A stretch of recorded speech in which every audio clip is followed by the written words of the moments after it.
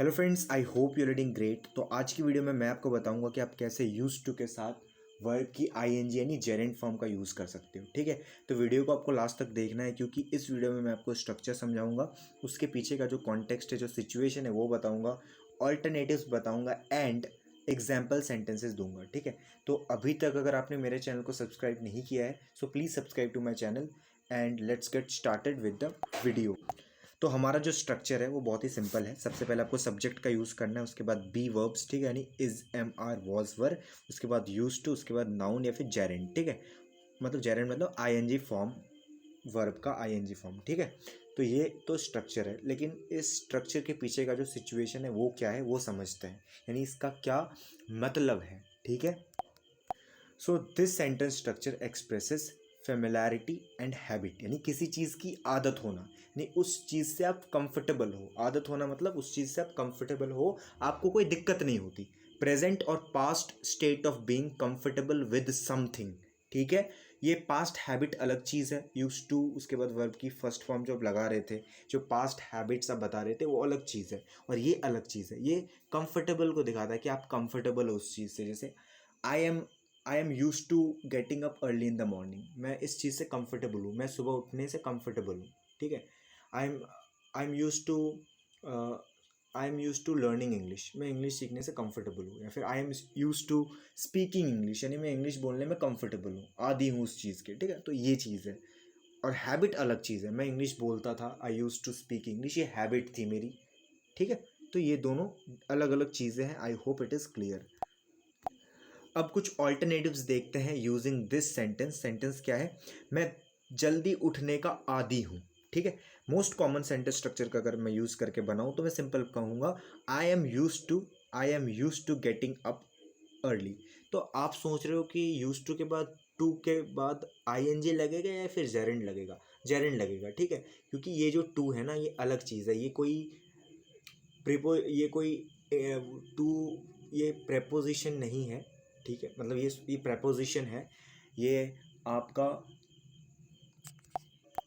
Infinitive वाला to नहीं है। ठीक है, I am use to getting up early, है ना। तो कुछ ऑल्टरनेटिव्स देख लेते हैं, four natural alternatives with context. आप सिंपली कह सकते हो I am accustomed to getting up early. Formal है, थोड़ा सेम मीनिंग देता है, फॉर्मल है। ठीक है, आप सिंपली कह सकते हो I M in the habit of getting up early. Focus on habit formation. Habit मतलब ही क्या? एफर्टलेस, आपको कोई दिक्कत नहीं होता, कंफर्टेबल हो। I M in the habit of getting up early. तीसरा ऑल्टरनेटिव है I am okay with getting up early. Casual और नेचुरल टोन, सिंपल, सबसे नेचुरल ही है। आई एम ओके मतलब मैं कंफर्टेबल हूँ यार इस चीज़ से। आई am okay, I am comfortable with getting up early. Casual natural tone देता है। ठीक है, कोई दिक्कत नहीं होती, मतलब है ना। आई am okay with this, I am okay with that, I am okay with cooking. चौथा और आखिरी नेचुरल ऑल्टरनेटिव है I don't mind getting up early. थोड़ा सॉफ्ट है, less about habit, more about comfort. ठीक है, I don't mind getting up early. अब कुछ एग्जाम्पल सेंटेंसेस देख लेते हैं। ठीक है, मैं देर रात तक पढ़ने का आदी हूँ। I am I am use to studying late at night, I am use to studying late at night, यानी उस चीज़ से मैं कंफर्टेबल हूँ, I am okay with it.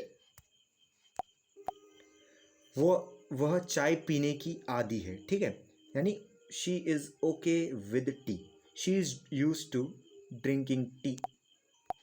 तीसरा एग्जाम्पल है वे शोरगुल के आदी हैं, यानी उस शोरगुल से उसे कोई दिक्कत नहीं होती, वो कंफर्टेबल है। ठीक है, they are use to the noise. हम यहाँ की गर्मी के आदी हैं, यानी हमें यहाँ की गर्मी से कोई दिक्कत नहीं होती, हम ओके हैं। ठीक है, हम कंफर्टेबल हैं। We are use to the heat here. पांचवा एग्जाम्पल है क्या तुम अंग्रेजी बोलने के आदी हो? Are you use to speaking English. छठा एग्जाम्पल है वह अकेले काम करने का आदी है। He is use to working alone. सातवां एग्जाम्पल है मैं जल्दी उठने का आदी नहीं हूँ। I am not use to getting up early. आठवां एग्जाम्पल है क्या वह लंबा सफ़र करने का आदी है? Is he use to travelling long distances. नवा एग्जाम्पल है मैं कठिन परिश्रम करने का आदी हूँ, I am use to working hard. 10वां एग्जाम्पल है वह तेज बोलने का आदी नहीं है, he is not use to speaking fast. बच्चे मोबाइल चलाने के आदी हो गए हैं, the kids have gotten use to using mobile phones. 12वां एग्जाम्पल है वह रोज जिम जाने का आदी है, he is use to going to the gym every day. 13वां एग्जाम्पल है मैं लोगों के सामने बोलने का आदी नहीं हूँ, I am not use to speaking in front of people. 14वां एग्जाम्पल है क्या तुम इस तरह की किताबें पढ़ने के आदी हो, are you use to reading books like this. 15वां एग्जाम्पल है वह ठंडे पानी से नहाने का आदी है, he is use to bathing in cold water, यानी उसको कोई दिक्कत नहीं होती, he is okay with bathing in cold water. 16वां एग्जाम्पल है हम यहाँ के खाने के आदी हो गए हैं, ठीक है, हम लोग आदत पड़ गई है, we have gotten use to the food here. 17वां एग्जाम्पल है मैं देर से सोने का आदी नहीं हूँ, I am not use to sleeping late. 18वां एग्जाम्पल है क्या वह विदेश में रहने का आदी है, is he use to living abroad. 19वां एग्जाम्पल है क्या तेज काम करने का आदी है, वह तेज काम करने का आदी है ना, he is use to working fast. 20वां और आखिरी एग्जाम्पल है मैं सुबह ध्यान करने का आदी हूँ, I am use to meditating in the morning. Now it's time for a practice sentence. Hindi क्या है, वह लंबी पैदल यात्रा करने का आदी है, तो आपको इसको एक्सप्रेस करना है यूजिंग बी यूज टू, उसके बाद वर्ब की आईएनजी फॉर्म यानी जेरेंट, ठीक है। सो आई होप आपको वीडियो पसंद आई, if yes then you can subscribe to my channel, you can like my videos and share with your friends, ठीक है, एंड कॉमेंट करना कि वीडियो कैसी लगी। Thank you so much for watching the video.